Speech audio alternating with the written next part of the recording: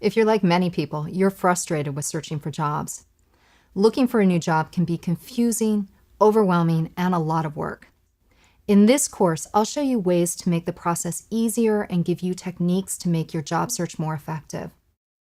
I'll start by demonstrating tools to manage the job search and stay on track.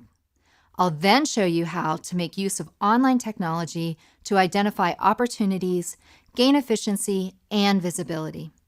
Next, I'll guide you through leveraging your networks and social media tools so that when you are ready for the next move, your network will be ready to help you. Finally, I'll discuss how to establish and maintain working relationships with the best job recruiters in your focus area. So let's get started with job search strategies. During this course, I'll show you techniques for effectively managing your job search and finding job openings. We've provided free exercise files that are available to all lynda.com members to help you get the most from each section of this course. These files include a checklist and a template for tracking your job search. I recommend that you have these on hand as you watch this course. Now let's get started.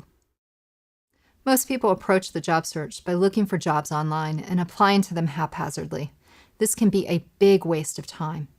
It's important to actually try and manage the job search as if it were a job. You want the relevant opportunities coming to you. Organizing and focusing your search will help make this happen. It's useful to think of Pareto's principle or the 80-20 rule. In the case of job seeking, I find that most people spend 80% of their time online job searching and the other 20% connecting with people or networking. You want to flip this strategy so it is more effective. You want to focus 20% of your time online and 80% reaching out to people to discover unpublished positions. To do this, you have to have systems in place. First, I recommend you set up a job search tracking tool. We've provided a worksheet that you can use as you're researching and applying to jobs. This worksheet helps you track your resume submissions, networking contacts, interviews. It also includes a sheet to list helpful career websites. There are also services online that will help you to track your job, like virtualjobcoach.com. This online service provides easy web access and sends you text message alerts for follow-ups. There is a free version to get you started and a fee-based service for extras. Once you have a system in place to record your activity, you will want to set aside specific times to work on your job search. If you are not working a full-time job now, you should expect to spend 40 hours a week on your search. If you are working but really want to make a change, I recommend you dedicate at least 5 to 10 hours a week. This may seem like a lot, but the investment of your time does pay off. Job searching requires patience, energy, concentration, and confidence. By organizing your job search, you'll spend less time on searching and more time on being effective. The job search can seem like an overwhelming task as you start to think about making changes in your life.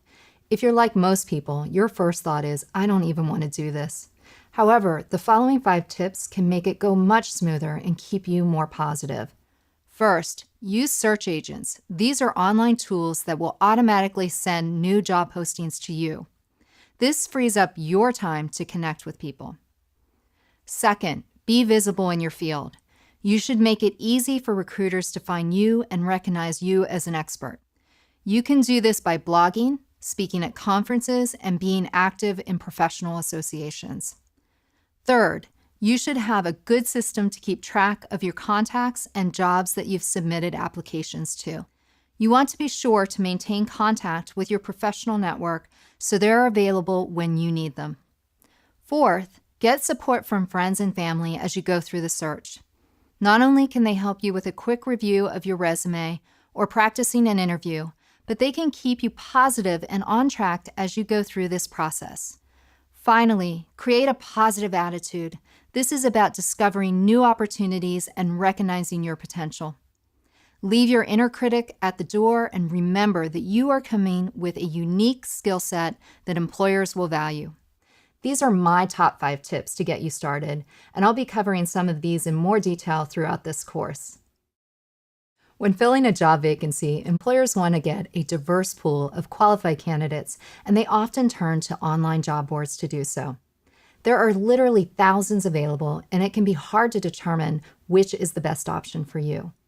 So how do you decide which ones are right for you? To begin, you need to think about where the employer will get the most highly qualified pool of candidates. The first place employers will post is on their own site. In fact, if they're a well-known company, this may be the only place that they post, as they expect candidates to come directly to them. Make a list of organizations that interest you so that you can check their websites for a career section. If you need help researching specific organizations and industries, check out my course, Managing Your Career, here on the online training library. The next best sources are professional associations, industry journals, or specialty sites related to your area of interest. HR professionals turn to these outlets because they know they will have a targeted audience. Make a list of associations, journals, and specialty sites that relate to your area of interest.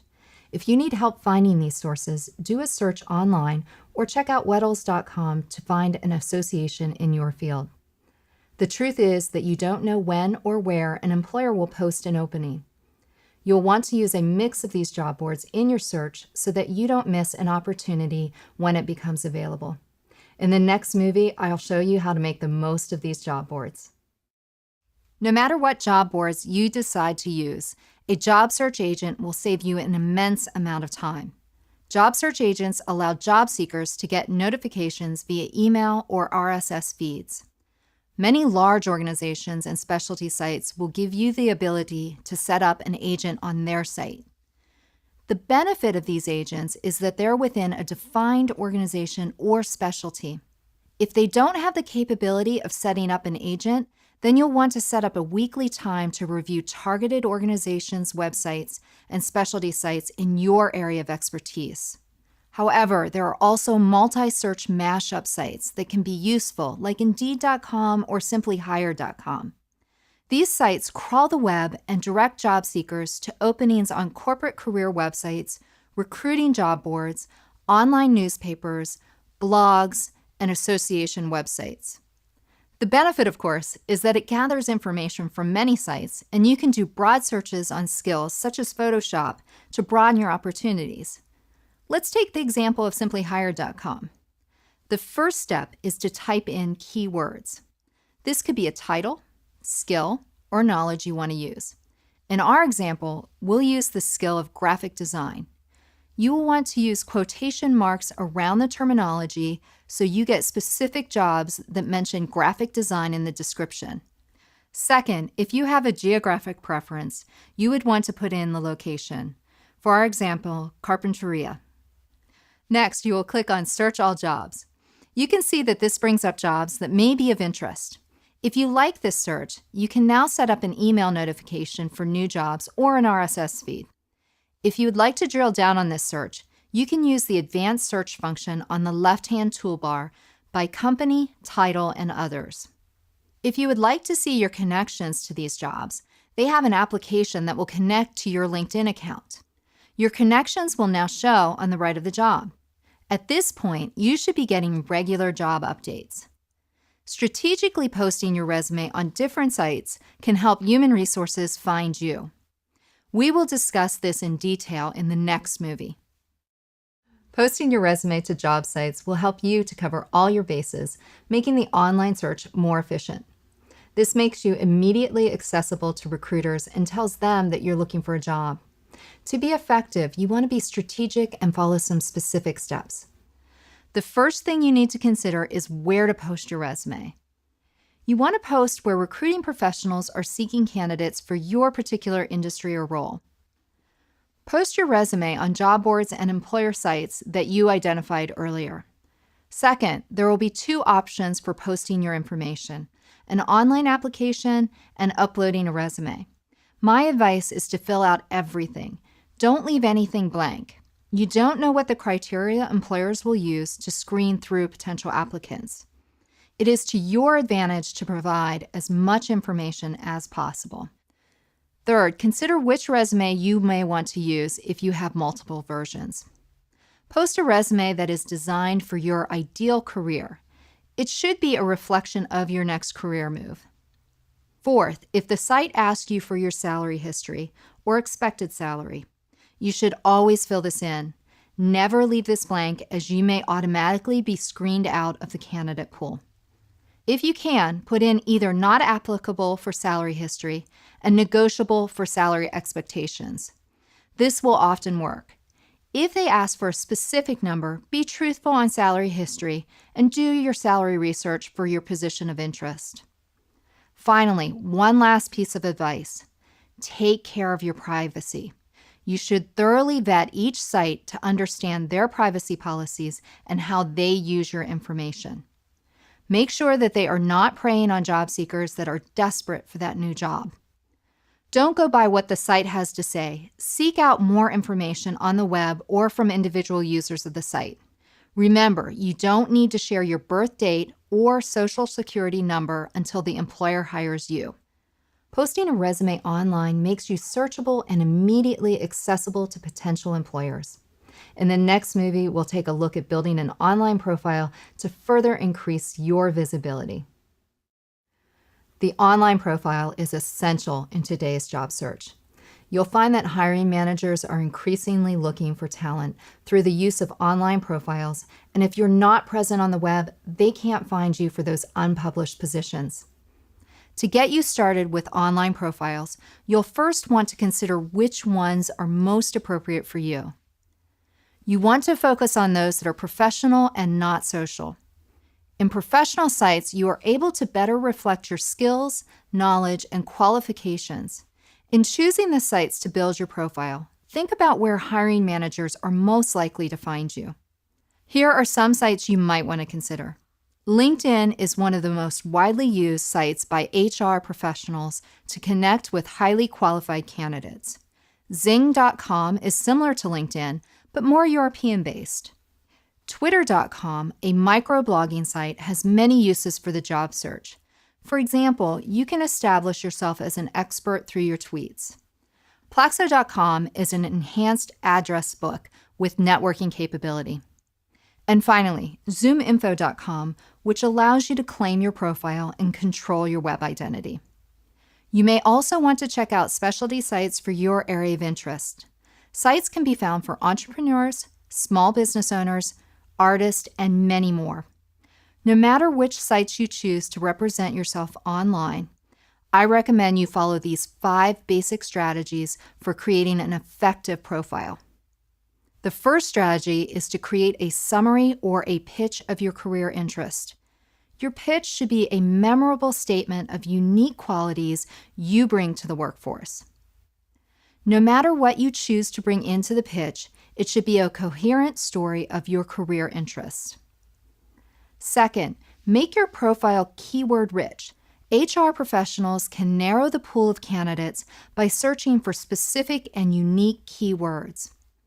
If keywords aren't included on your profile, you may never be found. You may want to search through job descriptions to find the important keywords that will be helpful to describe yourself and your skills. Third, include a link to your resume. You may build your resume on a website, use one of the many vendors that specialize in visual resumes, or upload to the site with special applications. Fourth, most sites will allow you to personalize the URLs. This will allow people to find you quickly and give you higher prominence in search results. Finally, you want a complete profile and recommendations if possible. They tell the employer that you are detail-oriented, care about your presentation, and are a credible candidate. You'll also want to think about any social networks you are on and make sure that you set privacy settings accordingly so a consistent, professional image of you is portrayed. Now that you have your online profile ready to go, you'll want to continue increasing your visibility online so that jobs are coming to you versus you seeking them. In the next chapter, we'll go over blogging and using networking sites to establish yourself as the candidate of choice. Blogging is a way to stand out and establish yourself as a leader in your industry or role. Blogging can be an asset to your job search, but you want to establish realistic expectations. Follow these 4 guidelines to get the most leads from your blog. First, keep your blogs focused on your industry or role with the most up-to-date information. The core areas to blog about include industry trends, new techniques, or skill sets needed in your profession, past projects, and anything that will set you apart from other candidates. Second, blog often. The more you blog about your industry or role and the skill set you bring, the more people will identify you as an authority in the subject. You should set a time to blog at least once a week. It doesn't have to be long, just relevant and fresh so that recruiters know that you are active in your industry or role. Third, make it a two-way street. You should engage with your audience by responding to comments on your post and visiting their blog sites to comment. You are not only showing that you are an engaged professional, but you are also building your informal contacts to discover those unpublished jobs. Finally, to make this a successful strategy, publicize the blog. The easiest way to do this is by linking it to your professional networking sites like LinkedIn and Twitter. You can answer questions in LinkedIn groups and also tweet relevant career information. This will help to put your blog to the top of searches on the internet. And don't forget to put it in your resume. Beyond setting yourself up as an expert, an additional benefit to blogging is that it keeps you up to date on the most recent trends. It prepares you to ace interviews because you have already thought deeply about the subject. If you're not familiar with setting up a blog, there are courses here on the online training library that can help you get started. You might be surprised to hear that volunteering is not only a great way to give back to the community, but it can also be a fantastic way to make contacts and fill gaps in your experience. Although volunteering is for a cause, your first step is to determine what you need from the experience. It could be to gain a new skill set, a new knowledge base, or build your resume. It should be a mutually beneficial relationship where you bring value to the organization, but that you also benefit. Once you have decided on the best volunteer options for you, you'll want to understand how to set boundaries. You want to make the most of your time at the organization, so sit down with the supervisor and discuss your responsibilities, the time you have to offer, and an end date. A specific short-term project with an interesting organization can add a lot of value to your job search. What you don't want to do is get caught up in an ambiguous, ongoing assignment that does not add value. Next, you'll want to actively engage in developing networks throughout the organization. Think about the people that you want to meet and set up informational interviews with them. This allows you to be noticed and also develop leads to potential jobs within and outside of the organization. Finally, you should remain focused on your job search. Volunteering will keep you busy and active, but you should always have your eye on the prize and stay focused on your career. Volunteering is a win-win situation. It demonstrates to potential employers your initiative. It can also give you a lot of visibility while giving back to your community. You've probably heard time and time again that networking is the key to finding unpublished positions. One of the easiest ways to develop your network is by attending professional conferences related to your fields of interest. Conferences are an opportunity to connect with many like-minded individuals that can lead to potential jobs. However, they often may seem daunting unless you have a plan to capitalize on the event. There are 6 strategies that I recommend to make the most of the conferences. Prior to attending the conference, submit a proposal to present. It immediately sets you up as an expert in your field, and people will approach you rather than you having to take the first step. You may also want to check if your professional organization runs webinars. In addition to the conferences, this gives you the same opportunity to set yourself up as an expert and have people contact you. The second is to do your research on the attendees and presentations. You want to go to the conference with an action plan in mind.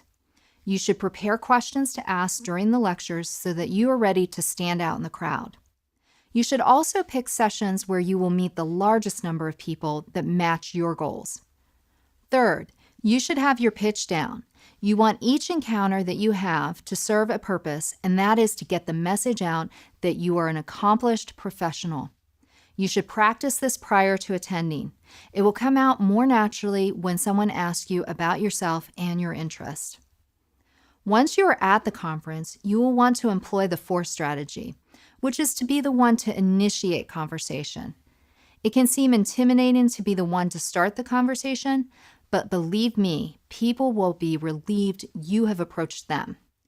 The simplest way to break the ice is to introduce yourself and ask them a question about themselves. It can make them feel comfortable in the conversation, and you get to learn more about them in a short period of time. Easy questions include how they are enjoying the conference or what they do. The fifth strategy is to take advantage of informal networking opportunities. You should stay at the hotel of the conference, as there will be many opportunities to network with participants in the lobby and coffee shops nearby. In addition, make sure to use lunch and dinner as an opportunity to build a stronger relationship with people that you have met in the sessions. Finally, you will want to stay in touch with each person that you have met. They may not have the immediate opening that you are looking for, so you want to remain on their radar screen for future opportunities. You need to ask for their card or contact information and let them know that you would like to stay in touch. As you increase your network, you're going to want to maintain relationships and leverage each contact. In the next chapter, we'll talk about the best ways to utilize your current contacts as you search for new positions. Current contacts are an invaluable resource. How you approach these contacts will depend on whether you are doing a confidential search or currently unemployed. However, there are some best practices in leveraging your contacts. First, to make this less overwhelming, you will want to review your contacts and make a thorough list of those that you think may be helpful in your job search. Second, and the most valuable tip, is to prioritize your relationships. You want to approach stronger relationships first. Strong relationships will open doors to introductions, knowledge, and opportunities. Third, set goals for reaching out. It is one of the more overwhelming pieces of the job search, and so by setting small goals of at least one contact a week will get you started on this process and build your confidence. Fourth, be able to articulate exactly what you want from your contacts. You should be able to describe to them the skills, knowledge, and qualifications you bring. You should also convey your preferred work culture and any lifestyle considerations that you have. This will allow them to connect you to the right people and point out appropriate opportunities. If you are unclear of your needs, you may want to consider creating a career profile. Fifth, remember, be clear and concise. You should know if you are asking for a referral, an opinion, or to get exact job leads of unpublished positions. You want to respect their time and also give them a way to help you quickly. Be open to their advice, even if it doesn't fit your request exactly. Their knowledge in the field can be invaluable to gaining the next opportunity. Finally, follow-up is key to maintaining these relationships. Follow up with any of the leads that they give you immediately and let them know that you have done so. Also, send them a thank you note for their time. Even if you know them well, it is appreciated and they are more likely to help you in the future. You should now be able to confidently approach your current contacts. But what if you need to approach people you don't know? We'll take a look at this in the next movie. If you're looking at changing your industry or geographic area, you may find yourself needing to reach out to unknown people, also known as cold contacts. Making new contacts can be intimidating, but with the right approach can be very productive. There are 4 steps you should take to make this strategy more effective. The first step is to target organizations that you would most like to work for in the future. You will want to do some basic research on organizations and know the various organizational structures. Often, you can find this on their website or by using tools like LinkedIn. The second step is to identify the right person to contact. This contact will most likely not be an HR representative, unless, of course, you are interested in the role of HR. If you're exploring career options, then you'll want to identify people that are in the role you potentially envision yourself in. If your goal is to determine open opportunities soon, Then you'll want to reach out to the decision maker. This is most often the person you would be reporting to in the organization. Once you have identified the correct person, you're ready for the third step, making contact. You can do this by email or phone, but there are some key steps to follow. You want to have your pitch down. Think about why you're calling. What specifically do you need from them, and the value that you provide? You want to make this a two-way conversation. Have questions prepared to ask them. Next, limit your request to a short time frame. Generally, I advise no more than 20 minutes. It gives you enough time to ask your questions and start to develop a rapport, but doesn't waste a lot of their time. In your request, give them specific dates and times that you are available. Offer that you are flexible if those do not work. This gives them an actionable item, and they are more likely to look at their calendar and respond. You should also put in a date and time that you will call to schedule an appointment. That way, if your communication gets misplaced in their inbox, this offers you a second option to reach out. Remember that this is about building relationships. After the conversation, follow-up is just as important as the research on the front end. You will want to take action on any of their suggestions and send them a thank you note. You have made the initial step with your meeting, but you will want to continue to build on this conversation. There are many ways to develop and maintain these relationships that I'll discuss in the next movie. We've talked a lot about networking for the job search and techniques to reach out. Now we need to talk about maintaining those connections. You need to invest in your network and think of this as a long-term strategy. Nurturing relationships will allow you to make the request when you need them. The focus should be on the quality and not necessarily the quantity. There are a few key success strategies for developing a reciprocal relationship. As part of your professional development strategy, you should keep a running list of people to reconnect with and prioritize them in your outreach efforts. Think about not only how they can help you, but how you can add value to them. Let's go over several ways to do this. Keeping up with industry news is a great way to contribute to conversations and keep your contacts updated. This could mean scheduling a meeting to discuss changes to the industry or simply forwarding an interesting article along to your contact. This will show you have up-to-date knowledge and a true interest in your career. You should also facilitate connections. By regularly contacting people, you are in the perfect spot to introduce people that are seeking particular information or people. For instance, if a contact mentions that they are looking for a person to fit a particular role, and it is not something that interests you, connect that person with somebody that will fit the role. Once you have helped them solve a problem, they are much more likely to help you in the future. Another way to add value to your contacts is to let them know of opportunities. You may hear of a consulting opportunity or a position that may interest them, but not you. By looking out for your contacts, they will look out for you. There are also quick and easy ways to connect. First, always follow up on their suggestions and let them know how it worked out for you. You can also send them a regular short update of your progress or where you are in your career at this moment. Finally, connect for coffee or lunch just to catch up and see how they are doing and if their career is still on track. These techniques will allow contacts to think of you when a new opportunity presents itself within their organization. Now that you have a better handle on developing and maintaining networks to find unpublished positions, let's talk about working with recruiters. Another way to find unpublished opportunities is through recruiters. Recruiters fall into three categories: internal, retained, and contingency. Internal recruiters work directly for the company. They generally work in HR, and your contact with them will usually come when you apply for a job. They find you through their search of social media sites or some of the other visibility strategies we identified earlier.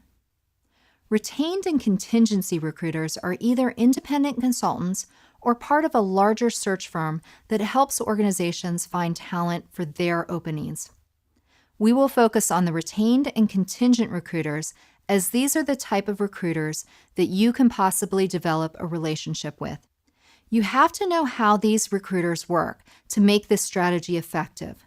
The first thing you have to remember is that they are working for the organization that hired them and not you. A retained recruiter is paid over a period of time to fill a specific position for an organization, while a contingent recruiter is only paid once the role is filled. If they are working for a firm, they could work on either model depending on their client.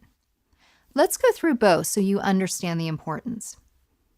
Because a contingent recruiter is paid only when a position is filled, they typically will work with a large number of openings and look for candidates that have a strong resume match to send to organizations. They are not looking at spending the time to find the most qualified match, but a close enough match. These recruiters typically work with high-volume positions that usually pay less than $100,000, for example, positions like IT or sales. The recruiter will play a larger part in getting the organization qualified candidates, but the organization usually plays a larger role in the interviewing and negotiation process. In this case, it is to the benefit of the recruiter to send the same candidate to many different positions that match the job seeker's profile to increase the chances of getting a hit and getting paid. On the other hand, retained recruiters typically are more invested in the search and handle more of the responsibility, including interviewing and understanding candidate salary requirements. Their goal is to get exactly the right candidate in the position.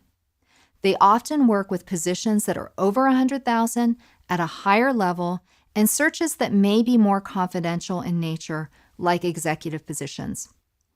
If they find the right candidate for the position, it is in their best interest to present that candidate to only one organization at a time. Because of these differences, it is important to think about what type of search firm might be useful in opening up opportunities for you in your field. Now that you know more about the different ways that recruiters work with organizations, it's time to pick the right firm for you to work with in your search. You will want to have a good understanding of the level of position you are seeking, as well as your industry and role of interest. The first place to start is with people in your existing network. Ask people whom they have worked with in the past, or seek out hiring managers and see whom they have used for past searches. Your network will be best able to refer you to recruiters with great reputations and leads for open positions. If you are trying to keep your search confidential, you may want to consider using a recruiter directory. There are several free directories. By going to RileyGuide.com, you can find a list. However, you may also want to consider fee-based directories that may be more up-to-date. The Association of Executive Search Consultants has a fee-based service, BlueSteps.com, that has up-to-date information on retained recruiters for many different industries. A third resource is to use your professional networking sites like LinkedIn to find recruiters in your niche area. They have a heavy presence on these sites as they are also searching for qualified candidates. It is free to use, and most sites will have a category for recruiting and search firms in their advanced search function. Finally, check with your professional association and see if they have a list of reputable recruiters working in your area of specialty. Recruiters will often partner with these organizations to tap into talent. Now that you have a list of reputable recruiters, you'll want to know the most effective way to connect with them and start a relationship. In the next movie, we'll discuss how to make contact with recruiters and work with them effectively to land your next position. The best way to start working with a recruiter is to have them come to you. You should be using your networking and online profile to attract the attention of recruiters. However, if that doesn't work, you can approach recruiters directly. You'll want to have a good strategy in place. The first thing you want to think about is the timing of your approach. You want to establish a relationship with a recruiter before you need them. Whether right or wrong, recruiters look for people that are currently employed and happy with their careers. You want to approach them while you are still employed, but thinking about leaving your position. Approach them as if you are interviewing them for your next move and if they'll be the right fit for your search. The second key is to have your pitch down of why you are considering leaving your position. Good reasons for leaving your position include looking for new challenges, the potential for advancement, or that the organization is going in another direction. You don't want to focus on the negatives of your current position. Third, you want to be direct in your approach. If you know they are working on a particular search that interests you, let them know and why you are qualified. If you are looking at establishing a relationship, call them directly to get the conversation started. Let them know immediately how you fit their niche area of recruiting and your reason for wanting to change. Let them know that you don't want to take up much of their time, but you think you'd be a good match for their candidate base. Finally, don't send them anything until you have the conversation with them.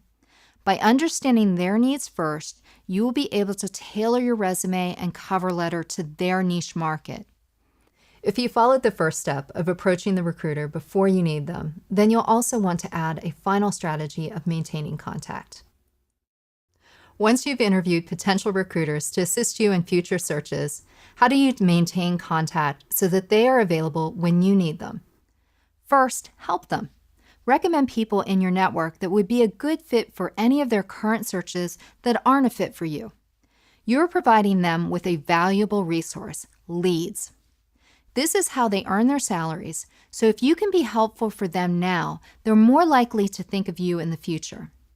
Second, you want to make sure you are presenting yourself as a highly qualified candidate. You can send trends and updates in your industry. You never know, these may be potential leads for them to obtain new searches. Third, you want to send them any professional updates about you. If you have recently won an award or have gotten a promotion, this will keep you on their radar screen as a highly qualified candidate. So how often do you contact them? If you are currently in a job search, then I recommend you contact them every 4 to 6 weeks. This will help keep you at the top of their mind without coming across as annoying. If you are currently employed but are planning your next move, then I recommend you contact them every 8 to 10 weeks. Remember, it is important to cultivate these relationships so that you have people working for you to advance your career. Hopefully you have a much better idea of effective strategies for looking for jobs, interacting with your networks, and identifying those unpublished positions. The job search is a full-time job. It's important to remain visible so the jobs come to you. As you are looking for a new job, remember that it does take time, so be patient and stay active in your search. Build your plan and stick with it.